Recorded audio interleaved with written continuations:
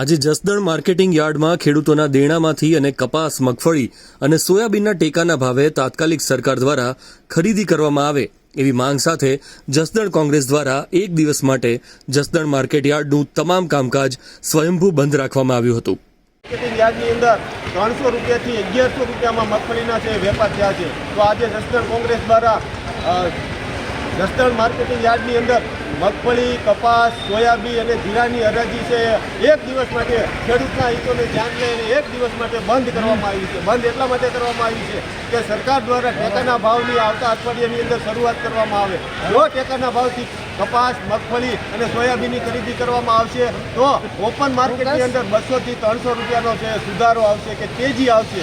એટલે ખેડૂતોને ત્યાં સરકારના ટેકાના ભાવમાં પણ લાભ મળશે અને ઓપન માર્કેટની અંદર પણ એને લાભ મળશે. એ અમારી મુખ્ય માંગ છે કે આવતા અઠવાડિયાની અંદર ટેકાના ભાવે છે એ મગફળી, કપાસ અને સોયાબીનની ખરીદી કરવામાં આવે. અને બીજું, આ વર્તમાન સ્થિતિની અંદર ખેડૂત છે એ દેવાના બોજ હેઠળ દટાઈ ગયો છે. તો આવતા દિવસોની અંદર ગુજરાતના ખેડૂતોનું તમામ દેણું છે એ આ સરકાર દ્વારા માફ કરવામાં આવે. એ અમારી મુખ્ય માંગ છે.